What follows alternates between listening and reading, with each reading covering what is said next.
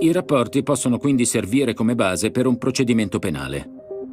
Mentre Francesca Albanese riflette sulle possibili conseguenze legali del suo ultimo rapporto, la presento all'avvocato Yohann Soufi, ex direttore legale delle Nazioni Unite a Gaza, ex procuratore per crimini di guerra commessi in Ucraina, specializzato nella classificazione di crimini di guerra, crimini contro l'umanità e genocidio e che ha appena fondato Giurdi.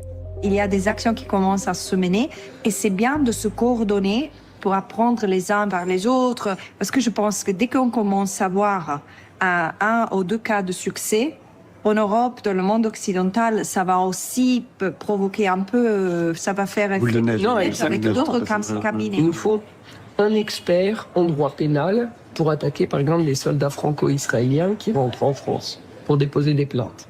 Il nous faut aussi des experts en droit des sociétés, responsabilité des entreprises. Ça, c'est ton prochain rapport. Il nous faut aussi des experts en droit administratif quand il y a une manifestation qui est interdite pour le défendre de la Palestine.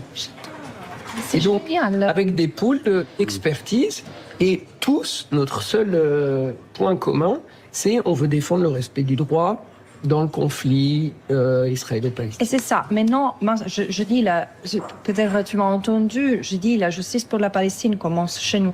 Exact, exactement. Avec les politiciens. Bonsoir à toutes et à tous.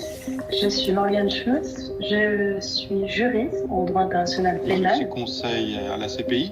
J'ai commencé avec des dossiers liés aux droits de l'homme, aux droits humains, liés à la dictature. Moi, j'ai plutôt commencé à travailler avec la société civile sur tout ce qui est documentation de crimes internationaux au Liban, en Syrie. Ghislain, je ne sais pas s'il y a besoin de te présenter. Je pense que tout le monde te connaît, mais peut-être présente-toi giusto in 2 minuti. Giurdi riunisce diverse centinaia di esperti legali, giudici e avvocati con l'ambizione di perseguire aziende, individui e istituzioni sospettate di complicità nei crimini commessi a Gaza. C'est qu'il y a encore cette conception très restrictive uniquement pour la Palestine, hein, de la commission, qui en gros, si on n'est pas celui qui a torturé ou qui a commis le crime avec nos mains, on n'est pas responsable.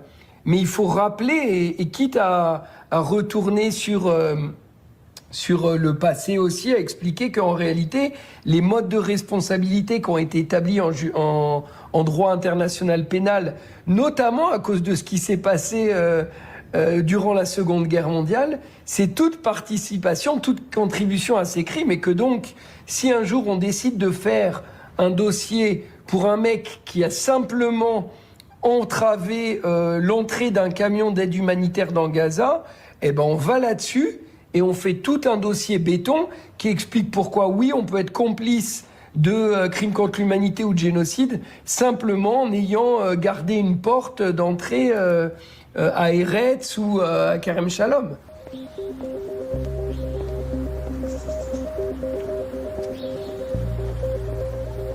Le génocide, ça n'est même pas la destruction, c'est l'intention de détruire en tout ou en partie. Donc, il peut y avoir un génocide avec très peu de morts à partir du moment où l'intention qui est derrière les meurtres, l'imposition de conditions de vie qui entraînent la destruction d'un groupe ou le transfert forcé d'enfants, par exemple, est fait dans l'intention de détruire en tout ou en partie ce groupe.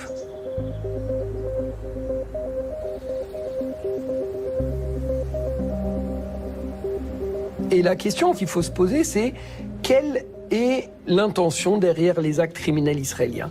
Est-ce que c'est de détruire le Hamas et donc de faire des dommages collatéraux, auquel cas ce serait un manque de précaution et donc des crimes de guerre, mais sans intention génocidaire? On pourrait le croire si on avait arrêté les bombardements au bout d'un moment, quand l'immense majorité des leaders du Hamas étaient détruits et quand les objectifs de guerre étaient atteints.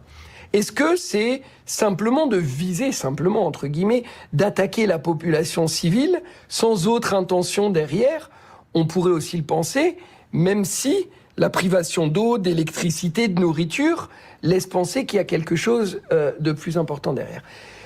Dans mon expérience, ça n'est jamais arrivé qu'un génocidaire le clame haut et fort tel quel. Même au Rwanda, j'ai travaillé au Rwanda pendant 4 ans et demi, même pour le génocide des Tutsis, pour lequel il n'y avait aucun doute sur l'intention génocidaire, on utilisait des paraboles, des métaphores, on parlait de couper l'herbe, de se battre contre les Inkotanyi, c'est-à-dire contre les combattants venus du nord de l'Ouganda. On n'a jamais dit noir sur blanc, notre objectif, c'est d'éliminer tous les Tutsis.